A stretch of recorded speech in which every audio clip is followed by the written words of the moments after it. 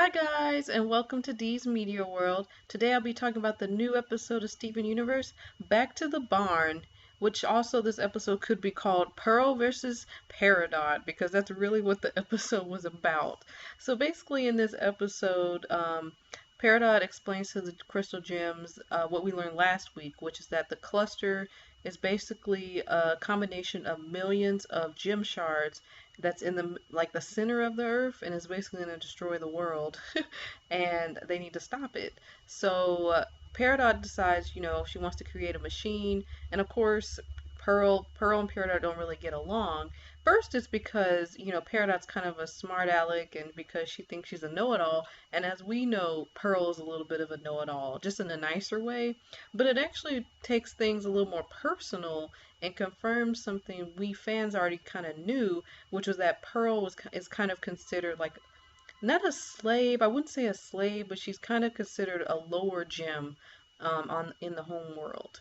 And she's kind of her purpose is kind of just to take orders or to just do what other people tell her to do and whatnot, but not really to be taken as a free thinker or do things on their own time. So apparently there are like hundreds of pearls on the home world, and we knew this because in the episode Friendship, Pearl says something along the lines of, I'm just a Pearl. And of course, fans, we came up with all these thoughts and ideas that like maybe Pearl is part of many other Pearls and all this stuff.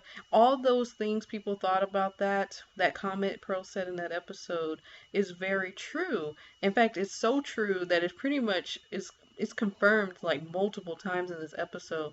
Peridot basically cannot take Pearl seriously at all because on Homeworld they have hundreds of pearls, and Peridot sees herself as unique, and I guess she's special because pearls aren't special. That's kind of the gist. So of course Pearl isn't going to take that standing down, and of course lately Pearl has gotten her confidence back, so she isn't going to just take that kind of talk.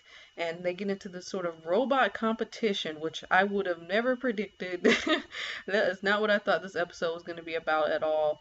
And they basically have a one-on-one who creates the best robot. I will say this: they created a robot in like 5 seconds, so they all get the best points just to be able to create like a legit robot in like 5 seconds, and you don't even know what's in the barn. You're just grabbing stuff and making a great robot. Another thing that it was really fun to watch. I was definitely feeling Amethyst in this episode because all her reactions were pretty much my reactions throughout the whole thing. Like I just loved seeing. I loved seeing these two fight. And it kind of. I love how Pearl just didn't stand down. I really like that. And as we know, Pearl has developed a lot since season one, so she wasn't gonna take this, take this. And it was great when she punched Peridot. I was not prepared. I did not see that coming. I did not expect her to go there. But at the end, Peridot wins, and there's actually a lot that happens. So Peridot wins technically, but her friends, of course, Pearl's friends don't care. They love Pearl, kind of saying they love Pearl way more than they like Peridot. So of course they're gonna take Pearl's side and be like, "Yeah, you did awesome. What she did, considering how Pearl is." So, but one thing that was interesting is that Peridot won technically because of with the robots. But if this was like a one-on-one combat battle between Pearl and Peridot, it would have been so over. Pearl would have massacred Peridot. I remember last week I had mentioned that Peridot doesn't seem to have any type of fighting skills just completely on her own. She's great with technology. She has those extensions of herself that she no longer has, but that's what kind of made her somewhat decent at fighting. But she has nothing completely on her own. So if they were doing that kind of fight, it would have been completely one-sided, and Pearl would have won for sure. I love the moral of the episode. The moral of this episode was again kind of like friendship. And if this is definitely a great episode to show someone who's not really sure about Steven Universe, like if it's like what's the show about? And I feel like this episode really gave you a good meaty helping of like, yeah, it's about friendship and unity and being a team, and it's not even really about who wins or who loses. It's about the love you have for your teammates. Garnet also says something that was profound in this episode. When Peridot is mentioning like why aren't they praising her for winning? Why do they run to Pearl's aid and make sure she's all right and hang out with Pearl and praise her when Peridot's the one who won? And Garnet says welcome to Earth basically. And there's kind of this implication that like on Earth friendship, love. Relationships, family, those are what's important.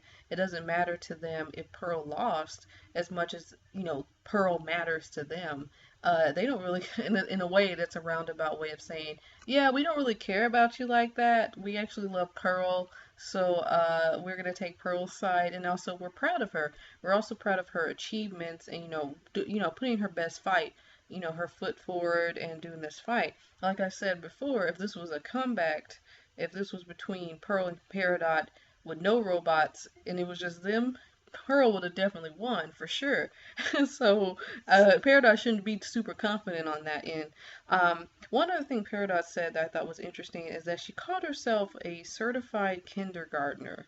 Um, and I'm curious if that was supposed to mean something specific. We understand that she was, I guess, because I thought she was creating Homeworld, but she said she was a kindergartner, so she was born in the dirt. So I wonder if she was like like was she specifically made to be sort of the technology gym or what? I feel like that must have meant something, and maybe that'll come back later. The show is always good with like sort of throwing in little Easter eggs and saying, okay, this is kind of important. This is going to be important later, but we're going to mention it now so you can be prepared for later, and all that kind of stuff.